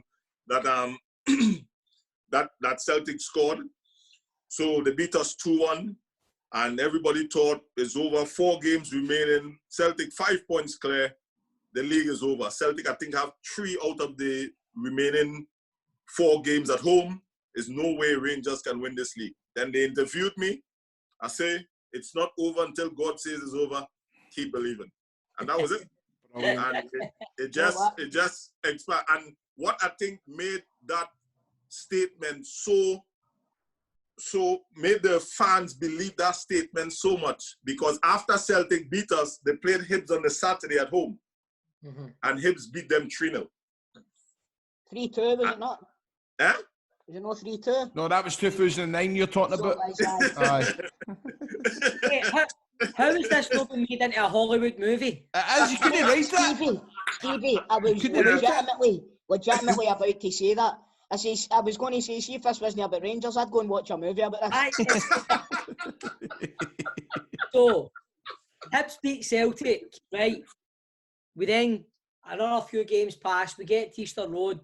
Yeah. It's the final day of the season. Mm-hmm. See, when you hear the Rangers fans, the crowd just cheering when Motherwell have equalised, and then Motherwell score again. Were you not just on there going, I told you? Listen, even though I told, after all this, as I said, we went up to Aberdeen, we beat Aberdeen, and it came down to 2 points, and it remained like that till Easter Road, and then they were playing Motherwell. So what you're telling me here is, Marvin, it was actually God that turned that helicopter round. But it's true. It's true. God turned the helicopter. The pilot must have been like, what the hell's going on here?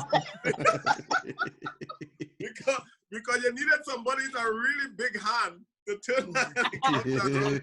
He's got big horns, big old shovel horns. Yeah, so on the time at Easter Road, obviously, we drove up there, and, Alec McPhee, said his bit in the dressing room that, we don't want to regret anything this game. Go out, win the game. If Celtic win their game and win the league, so be it. But we don't want, we mess up here, Celtic mess up, and we miss opportunity. So that was Alec McLeish's team talk, to go out and we were just playing the game. I think Celtic scored after 15 or 16 minutes or 20-some minutes. And so the Hibs fans were jeering us and laughing at us and all this other stuff. And, first half 0-0, second half we came out.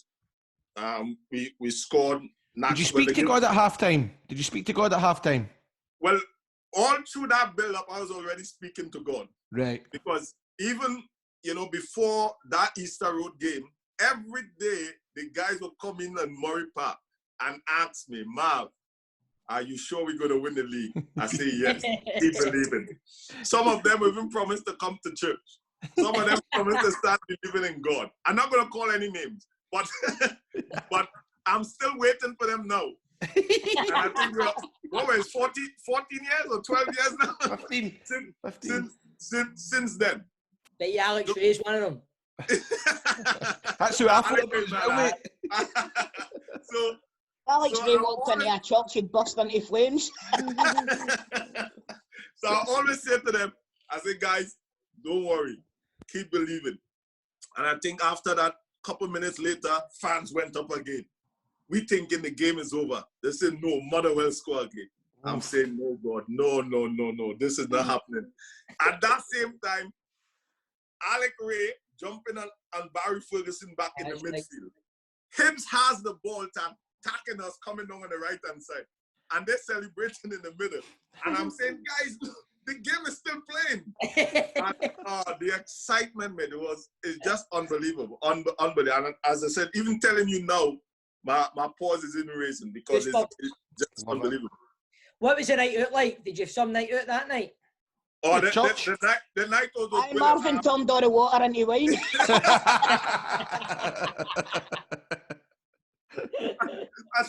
Because after I left Easter Road, I didn't go direct to Ibrox. I went to church because I had a church service on. So my minister came and picked me up. He was driving one of these cars. These are Honda Civic. Right.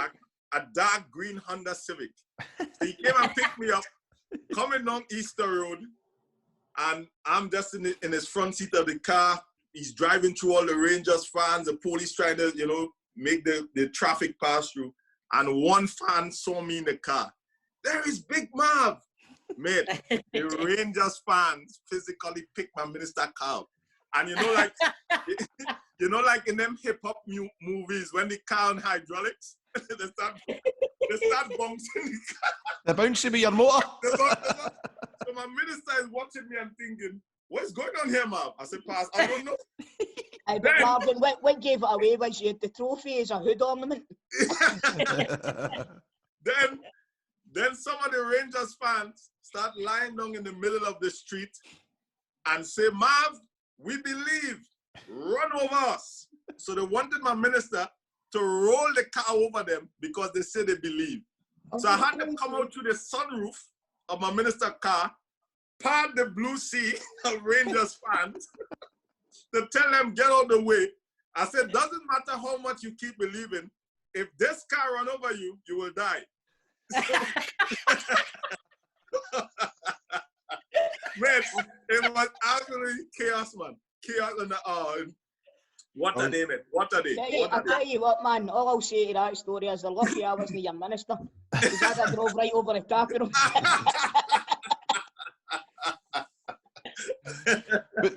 But that day will never, do you know what I mean, in terms of, that'll always be remembered that day. You know what I'm saying? Yeah. That's how, I mean, I remember exactly where I was. People will talk about that day for years and years to come. And you were part of it, Marvin. You were a big part of it, you know what I mean? As you said, you had a wee word in God's BBC word. Last week. What? It was on BBC last week. So was it?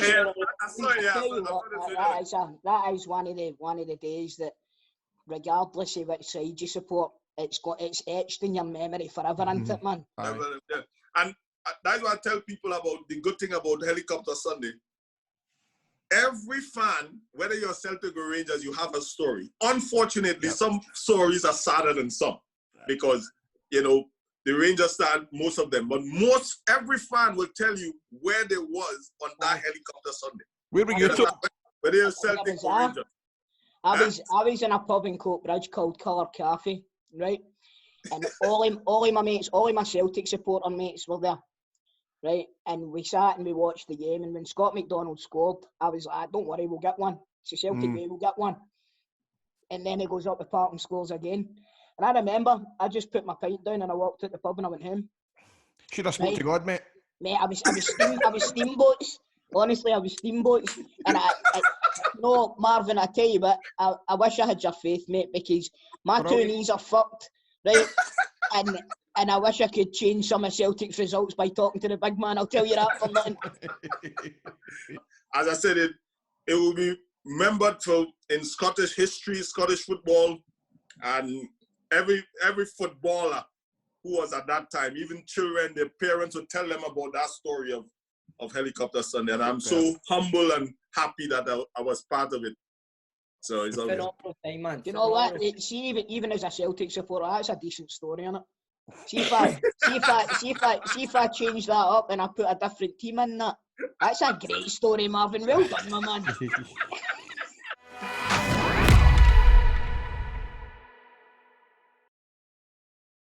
Marvin, how's your knowledge of Scottish football nowadays? My knowledge of, but not the best. Not the best. If I get something for you, sir. Right, we've got every week on Football Daft, we do a quiz. Right, and it's a quiz on Scottish football. Now, what I will say, to avoid being bottom of the league, you only need to get 1 point. Right? You need to get 2 points. You only need to get 2 right. The questions are based on your time in Scottish football and the current climate in Scottish football as well. We're going to get Grado to ask you the questions, right? Yeah. And you've got 90 seconds to answer as many as you can. And you can't pass, Marvin, all right? You've got to give us an answer. Right. You've got to You give ready us for an it? answer. You have to give your answer. You can't pass. You can't pass. It doesn't need to be the correct answer. You could say Right. Okay.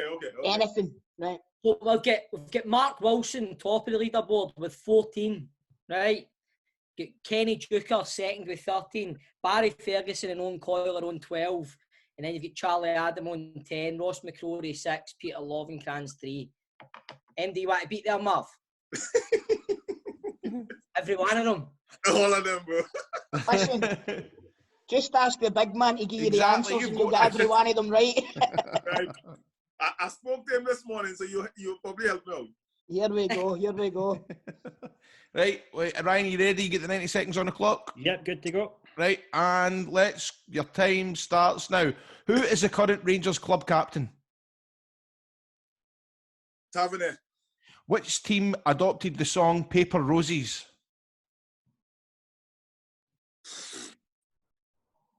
Not a Scooby, bro. Just say a team, man. Say a team. Just pick a Any team, team at all. Hearts. Who are Celtic's new kit makers? Adidas. Who is the current manager of Motherwell? assistant manager. Who is the current assistant manager of Motherwell? Current assistant manager of Motherwell, Leslie. Yeah. Which two English teams are currently left in the Champions League?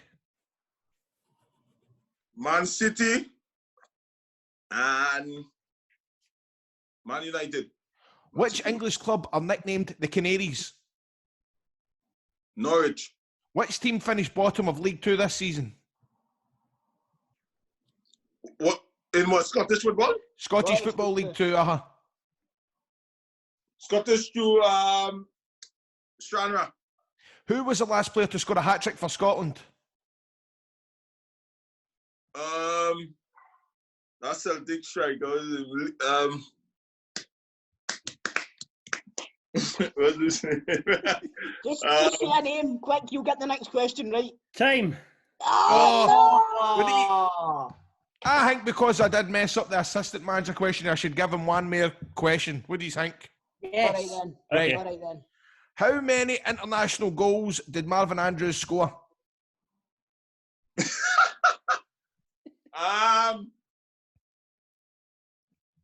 10. Yes! Right, Ryan, how did he do? Let me just tally that up. 1, 2, 3. I couldn't remember that Celtic striker name, man. It was actually John McGinn. I thought it was John James McGinn? Forrest. I thought it was James Forrest as well, mate. But it wasn't. Let's see. So, Marvin, you got 5. And that's Decent, Marvin, decent. got a 5. Ones you got right. James Tavernier, you got Adidas for Celtic. You've got Norwich as the Canaries. You've got how many goals that you scored as well, and you also got Keith Lasley as well. So we'll give you That's that not one. too bad. Well done, Marvin. That's you. You got 5, so you're on a par with Frank McAvenny and Dick Campbell and Jim Leishman. Listen now. The reason why I get 5 because I played at number 5. Oh, there you go. There we go. God's plan again, man. God's plan again. God's plan. By the way, Well, this Marvin. has been some buzz, Marvin. Thank you so much for It coming really on. has. It's been Well done, so guys. enjoyable, mate, My honestly. pleasure. My pleasure.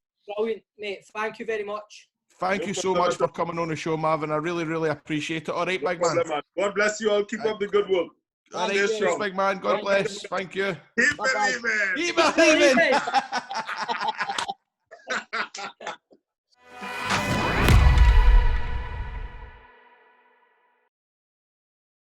You remember a couple of weeks ago we spoke about Stitch Fix, do you remember? That's right. Yeah. Right, Yes. so basically they're like, Ryan, you'll maybe know further, they're basically like an online personal shopper that can sort out all your top clobber for both men and women, right? So see if you're listening and your missus is always going like that, oh, I've not got anything to wear. I've not got anything to wear. Or if you're listening and your man's like that, I can't get these jeans buttoned anymore. you know what I mean? Get on to Stitch Fix.